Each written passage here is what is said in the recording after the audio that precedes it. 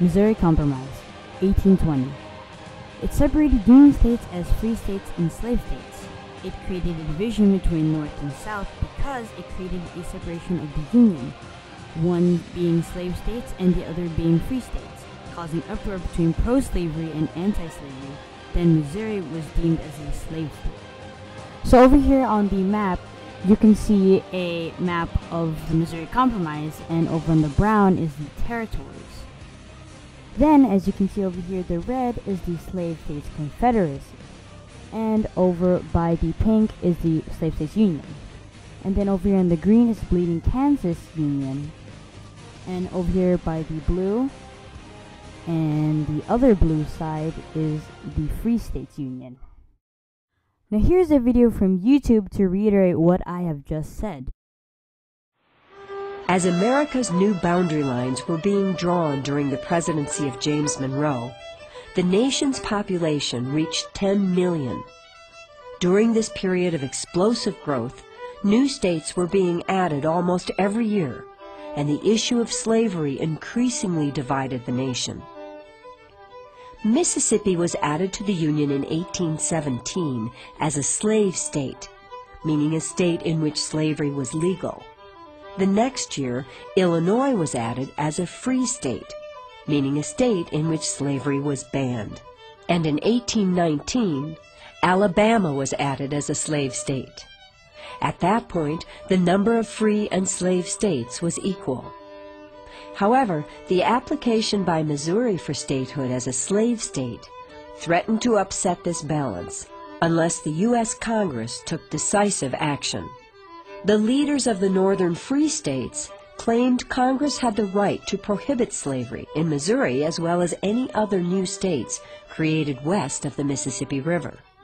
But the leaders of the southern slave states strongly resisted this notion.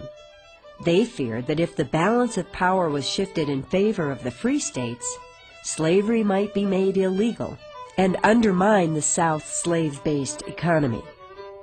In 1820, Congressman Henry Clay of Kentucky helped enact a law called the Missouri Compromise, designed to appease both sides. This law allowed Missouri to be admitted as a slave state, but it banned slavery from the entire region north of the Missouri Compromise line that corresponded to its southern boundary. It is interesting to note that while the Missouri Compromise was being worked out, voters in the state of Massachusetts decided to create a new free state from northern lands that had been a part of Massachusetts since early colonial times, so that when the state of Maine entered the Union in 1820, it balanced the influence of the new slave state of Missouri when it became a state the next. As of 1850, date 1850, Senator Henry Clay of Kentucky had helped to settle the Missouri crisis in 1819 to 1820, and the abolishment of crisis 1832 to 1833. He did this by proposing a compromise. It caused division between North and South because California would be permitted as a free state and the rest of the Mexican cession would become federal land. The slave trade, but not slavery, would end in the capital of the nation. Then a more effective fugitive law would be passed to the nation. Here we see a map of the Compromise of 1850. In the green area, it's free states and territories. Here in the orange, we see it's slavery determined by popular sovereignty. Here we see in the majority of the map, it's slave states. Here is the next video. Hey guys, welcome to Hip Hughes History. So you Googled Compromise of 1850, and now you're watching me. So I guess my job is to explain to you, whether you're a student in high school or college or middle school, or you're just crazy on the internet, in a very simple way how to understand the Compromise of 1850. So giddy up, you give me 3 minutes, and I'll serve you learning.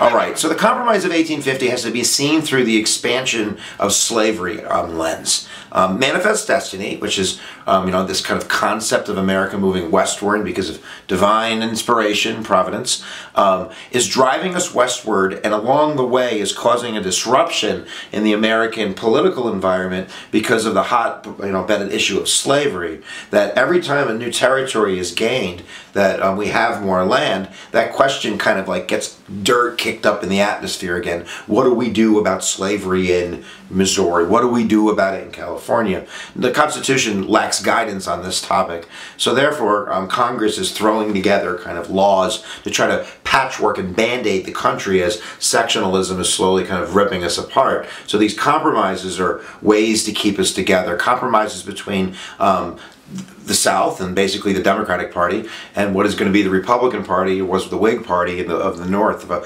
stronger central government idea, states' rights in the South. So nevertheless, after the Missouri Compromise, which was kind of an invisible line to deal with the problem, so therefore if a state came in and it was in the northern part of the country, the Missouri Compromise would allocate that to be a free state. And in the South, that would, obviously be advocated as a slave state. So that compromise kind of falls apart when Calley comes in. Calley comes in 1849, 1850, right? And it is a huge state, and really the Missouri Compromise doesn't work anymore, so therefore a new compromise has to be kind of patchwork together.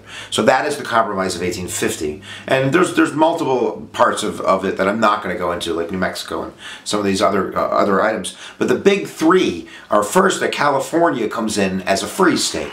So you can hear, the North, yeah! And you can hear the South, that ain't fair. Right? You needn't doggone get me something. So the second part, you always have to satisfy that Southern interest in a compromise, is the Fugitive Slave Act.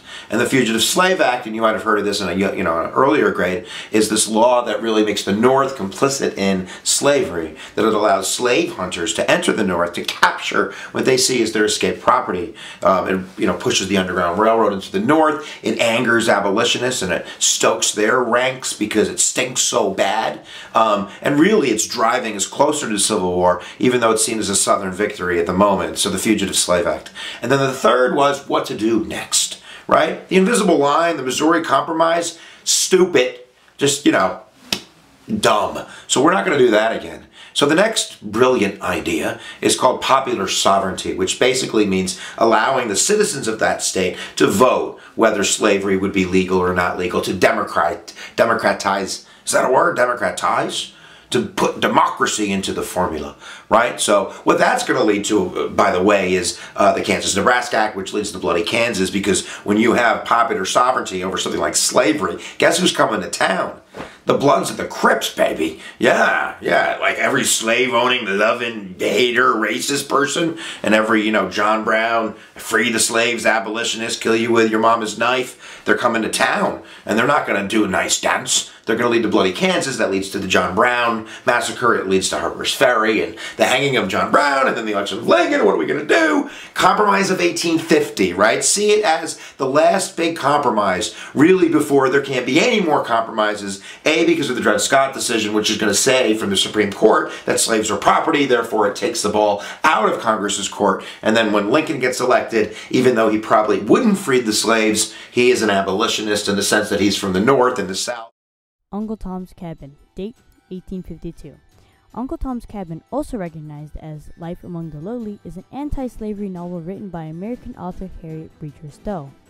Published in 1852, the novel assisted in laying the groundwork for the Civil War. It caused a division because of the contents of the book. It demanded the United States of freedom, which is why it caused a division. It ended up as headliners for newspapers.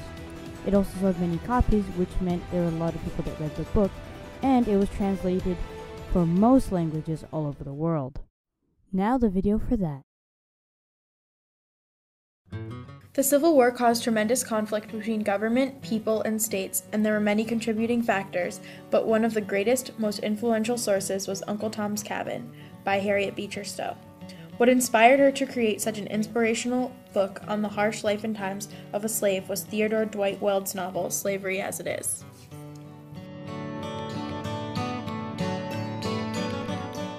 Also contributing to her memoirs was Reverend Josiah Henson. He was recognized for his involvement in the abolition movement against slavery and his help with the Underground Railroad. It was his life that led Harriet Beecher Stowe to create the character Uncle Tom. Stowe's book first appeared in an anti-slavery newspaper which deepened the slavery issue. It demanded the United States' promise of freedom and equal rights, which is why it created such an uproar. The book sold over 300,000 copies and quickly spread into England and all of Europe. It became a worldwide bestseller and was translated in over 60 different languages, thus worsening the conflict of slavery in America.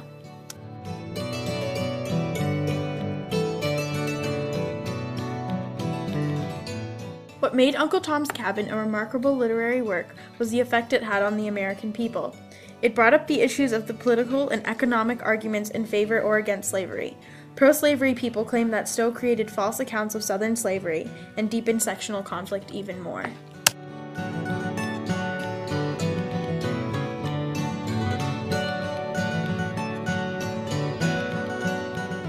Another reason Uncle Tom's Cabin was the most significant cause of the war was because the book exposed slavery, and that made the North and South unsatisfied, which led to the need for a leader to help defeat this issue, resulting in the election of President Lincoln. As an effect of Lincoln being president, he was able to create the Emancipation Proclamation, abolishing slavery, a task that Harriet Beecher Stowe couldn't do alone. He went on to say she was the cause of this great war, because without Harriet and without Uncle Tom's Cabin, there would not have been a slavery scandal quite as large as this one. With a strong sectional conflict after the publishing of her book, America went on to fight a 4-year war, finally ending slavery, and gave Harriet what she rightfully deserved. Kansas-Nebraska Act, date 1852. In his inaugural address, President Pierce expressed his hope that slavery will be stopped. Less than 12 months later, there was an offer to build a railroad to the west, which rejuvenated the slavery issue. It created a division between the North and South because everyone thought slavery was over. When everyone heard that this plan would rejuvenate slavery, people weren't too happy.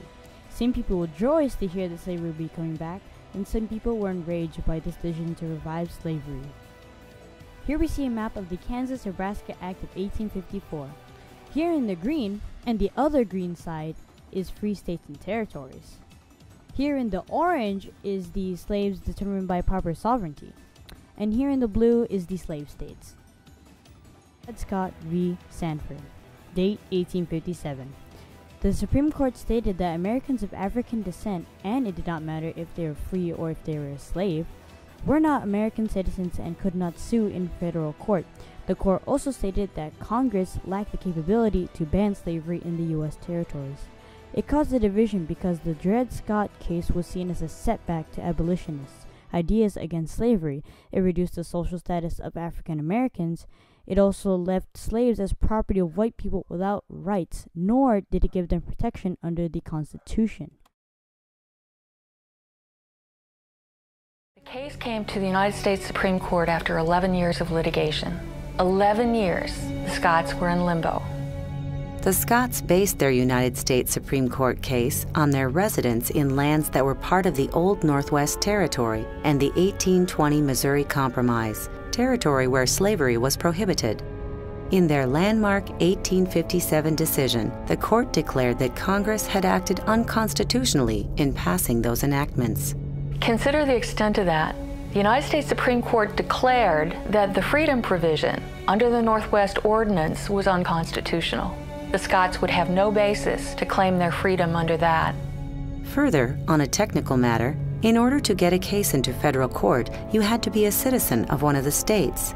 The court, in a 7-2 decision, declared that the Scotts were not citizens of any state. Not only did Dred and Harriet lose, their slavery be maintained, the secondary dimension of this was that no persons of color, free persons of color as well, were deemed to have any rights that white men were deemed to respect. We have watched with increasing anxiety the progress of the opinions of the United States Court on the Dred Scott case, till it has finally reached a conclusion, literally making slaveholding legal throughout all the northern states. The antipathy that was directed at the United States Supreme Court by newspapers was extraordinarily strong. The self-satisfaction that Southern newspapers reported was equally strong. It is one of the most atrocious law opinions that has ever disgraced the history of At the a single blow, it shatters and destroys the platform of the Republican Party. 5 of the Supreme Court's 9 silk gowns are worn by slaveholders. The Dred Scott decision will bring the enemies of the South face to face with the Constitution of their country. We can but foresee that this decision will create everywhere a profound sensation. This very attempt to blot out forever the hopes of an enslaved people may be one necessary link in the chain of events preparatory to the downfall and complete overthrow of the whole slave system. After the court case, they were still legally considered slaves. Dred and Harriet eventually did acquire their freedom. Dred died as a free man. I'm not sure that the Dred Scott case itself would have caused the Civil War if South Carolina hadn't been primed to secede. Their decision was in part based on Northern reaction to Dred Scott. There couldn't be a legislative compromise because the Supreme Court decision took away congressional power to eliminate slavery. There was no political future short of civil war. Today, Minnesotans can get a glimpse of Fort Snelling as Dred and Harriet Scott experienced it more than 150 years ago. You've just come into a place where 2 of the most famous people who have ever been here at the fort lived, Dred and Harriet Scott. Dred's role is one of an agent of change. He didn't accept his circumstance, nor did his wife. They sought change not only for themselves, but for their future generations.